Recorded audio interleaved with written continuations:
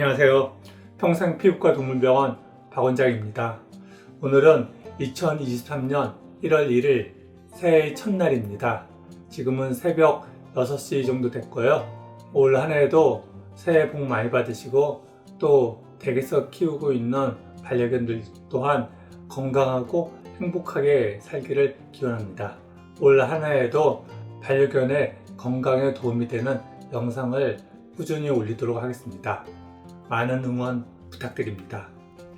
제가 최근에 반려견의 자가면역질환 또 그 중에서도 갑상선 기능 저하증에 관한 영상을 올리고 있습니다.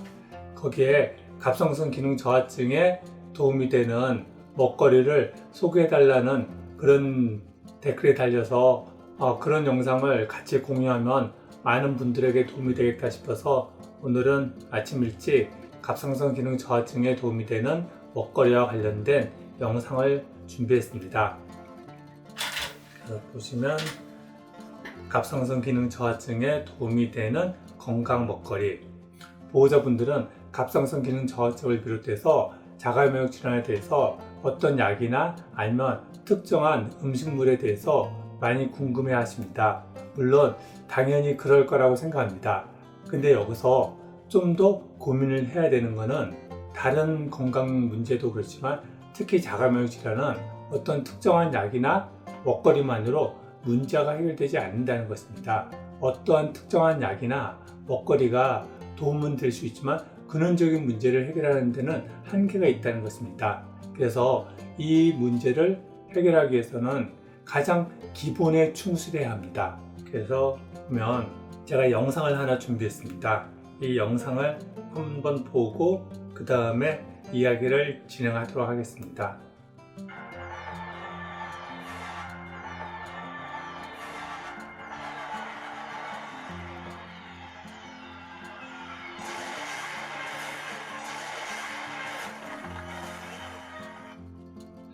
아주 짧은 영상인데요. 방금 본 것처럼 우리가 사는 현대의 삶은 다양한 위험 요인들 속에 살아가고 있습니다. 그것이 지속적으로 반복되고 우리가 또 우리의 반려동물들이 그런 환경에서 노출되면서 그거가 오랜 동안 누적된 결과 몸에서 자가면역 질환이 발생하고 그 자가면역 질환은 갑상선이 문제가 될 수도 있고 췌장, 신장, 아니면 안구, 혈관 등등 다양한 장기들이 영향을 받을 수 있습니다. 그래서 어떤 특정한 장기, 가령 갑상선과 같은 그런 장기가 면역세포에 의해서 공격을 받아 자가면역 질환을 나타낸다 하더라도 근본적인 문제에 대해서 같이 고민을 하면서 해결해 나가려고 해야지 이런 문제들로부터 벗어날 수가 있습니다. 그래서 먹거리와 관련돼서 항상 생각해야 될 것은 이 말입니다. 먹는 게 내 몸을 만듭니다. 이거는 우리 사람뿐만 아니라 그 반려동물 그리고 다른 동물 또한 마찬가지입니다. 그렇기 때문에 내가 무엇을 먹는지 항상 고민을 해야 합니다. 그리고 또 먹는 게 독이 되고 먹는 게 약이 된다는 말이 있습니다. 이 말에는 굉장히 많은 것을 생각해 볼 수 있는데 우리가 또 우리의 반려동물들이 병이 드는 것은 우리가 알게 모르게 독이 되는 음식을 먹고 있습니다. 누구도 독이 되는 음식을 먹는다 생각하지 않습니다.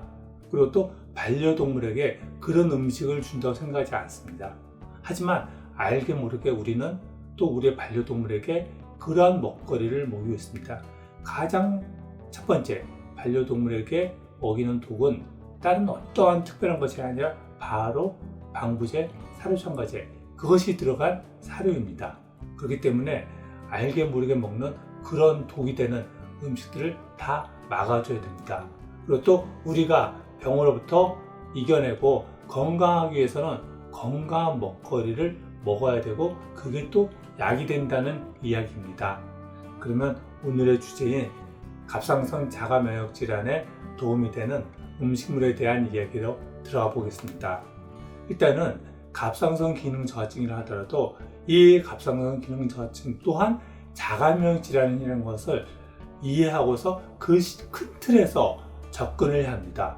그래서 자가면역 질환을 유발하는 요인들은 이렇게 여러 가지가 있기 때문에 이 여러 가지 것들을 같이 고려해 줘야 되고, 이것에 대한 영상은 제가 이전에 촬영한 영상 요 위에 링크를 걸어 놓을 테니까 그 영상을 참고해서 보시면 도움이 되실 것입니다. 그래서 이런 여러 가지 유발 요인들 중에 오늘은 특별히 이제 먹는 것과 관련된 이야기를 할 것이기 때문에 시기적인 요인을 살펴보면 반려동물에게서 먹는 것이 영향을 끼치는 부분은 가장 첫 번째는 사료 생산 과정에 첨가되는 방부제, 색소, 향신료 등등 사료 첨가물입니다. 그 다음에는 사료의 재료가 되는 곡물, 또 축산물을 사용함에 있어서 곡물들은 농약, 제초제, 살충제를 사용하고 그것이 곡물에 잔류하게 됩니다.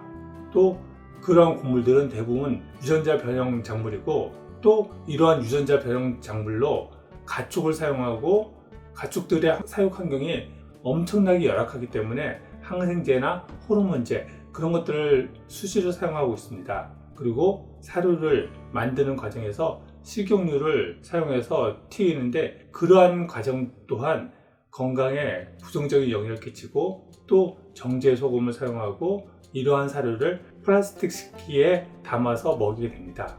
이러한 여러 가지 것들이 누적돼서 반려동물의 건강에 다양한 문제를 야기하는 것입니다.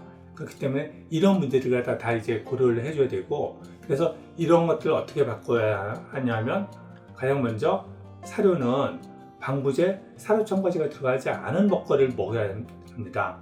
이런 것이 있겠냐 싶겠지만 찾아보시면 굉장히 많습니다. 또 직접 만들어 먹으셔도 됩니다. 이것과 관련된 영상들도 저희 채널에 여러 개 있으니까 한번 보시면 도움이 될 거고요.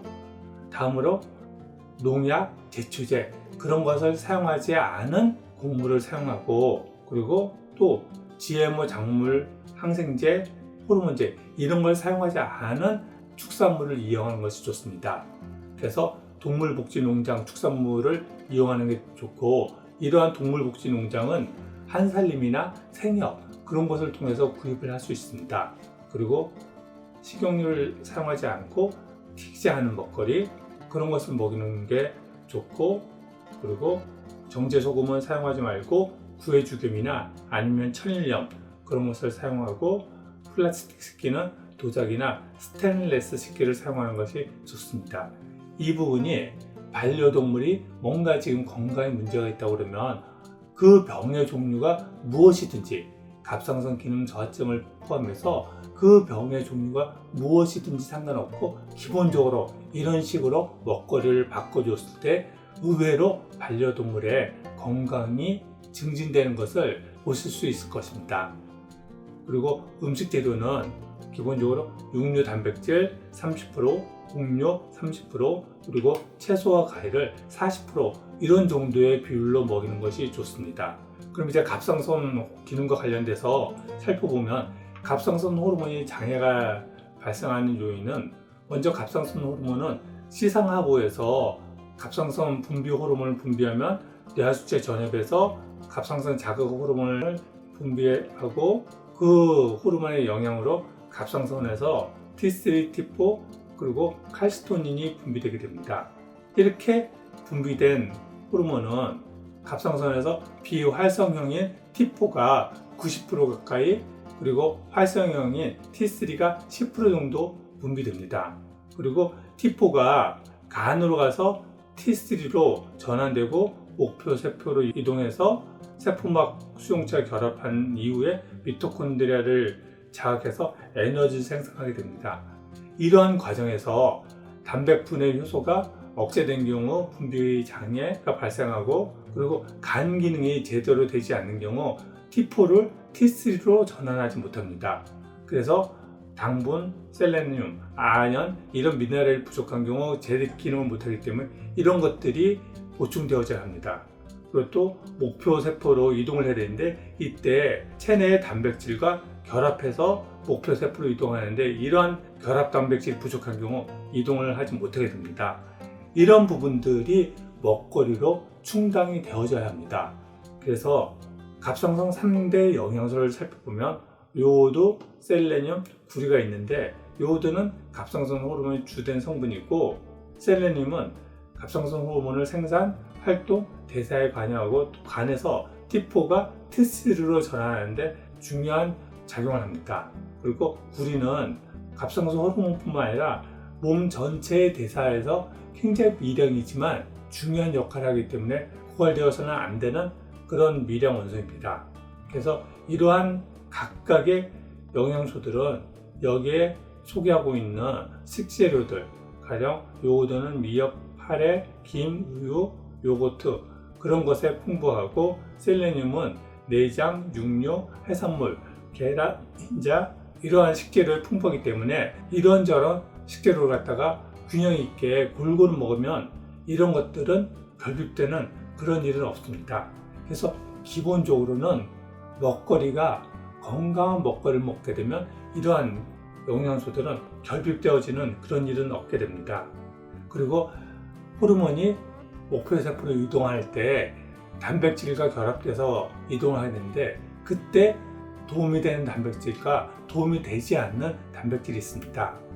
그래서 살펴보면 정윤석 박사가 저술한 갑상선 기능 평생 관리하기 이 책에 보면 갑상선의 나쁜 단백질, 갑상선의 좋은 단백질을 소개하고 있는데 각각을 보면 갑상선의 나쁜 단백질로는 대두단백, 그리고 아몬드, 호박씨, 검은콩, 밀, 보리, 그리고 기름진 생선, 닭고기, 돼지고기, 토끼고기, 패스트푸드 고기, 포장된 고기, 소시지 이런 것들 이것들은 다 공장 축산에서 사육한 그런 축산물들입니다. 이런 것들이 갑상선의 나쁜 단백질이라고 이야기하고 있고 그에 반해서 갑상선의 좋은 단백질로는 유기농 우유, 치즈, 그리고 뼈 국물, 동물 복지, 달걀, 새우, 굴, 조개, 게, 그리고 목초를 키운 가축의 고기, 방목한 가금류, 그리고 기름이 적은 생선 이런 것들이 갑상선에 좋은 단백질이라고 소개하고 있습니다.